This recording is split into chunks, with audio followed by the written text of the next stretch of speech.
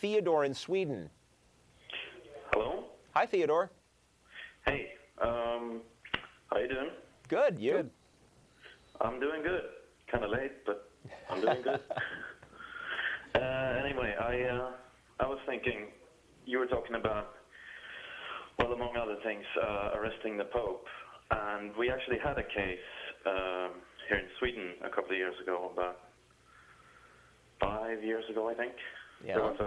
There was this pastor in a small town here in Sweden who he had some of his congregation so enamored or in love with him that he actually was able to have one of them kill two girls. Wow. Two nannies of his. And they actually really did arrest him, and he's in prison now. And Oh, sure. I don't think he's getting out anytime soon. There I'm have wondering, just because that seemed like quite a development even here in Sweden, which is really a country. you can here in the U.S. there have been stories of pastors arrested for fraud, arrested for murder, arrested for all kinds of crazy things. It's the Pope story is, I think a bigger deal because that's the head of the organization. Yeah, obviously. It's the only comparable thing I can think of is, Jim and Tammy Baker here in the U.S. or Swagger. Well, no. And he's claimed diplomatic immunity in a case here in the United States as supposedly the head of the Vatican State. Yeah.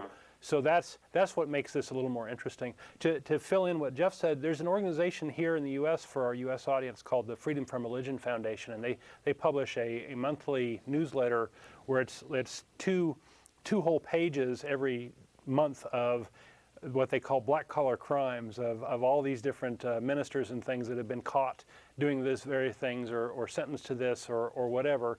And I guess for folks that are atheists, they seem to there's no notion that these folks belong on any sort of pedestal. Right. There's no notion that they're better than anybody else, and in many cases I think they're worse. Right. They have more temptations, and they have more opportunity to do bad things, and in some cases, like in this pedophilia thing, having the cover of being a minister or a priest or whatever allows you to have access to situations where you wouldn't otherwise. So it may actually attract those sorts of people. Yeah. Definitely. Yeah. There's a connection. It's kind of like chairman in the business or stuff like that. But I was thinking that might not be as new in the States as it is in Sweden as such, but that might be because we're not really big on religion generally. Yeah. But I was thinking that, do you think that is progressing in a sense? Is it accelerating all over the world that we are starting to see that we can hold the priesthood accountable? That's a really good question. I'm not sure. It doesn't feel to me like in general, and then again, that might be just because I'm in the U.S., but it doesn't feel to me like in general priests and ministers are any more likely to be held accountable for crimes they've committed now than it did, say, 20 years ago. But the outcry against the Pope, again, does seem like a different kind of thing, like a different level of awareness of the potential risks. So I don't know. It's a really good question. I kind of see that as something.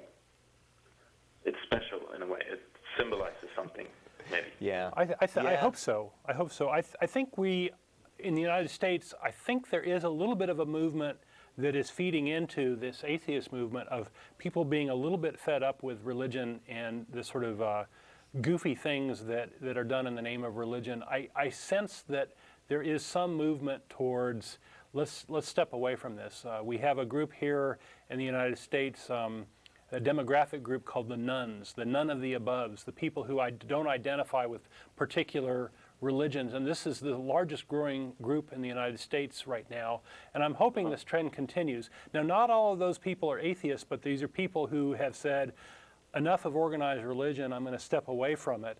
And I think that these are people sort of on their way to becoming atheists or potential atheists.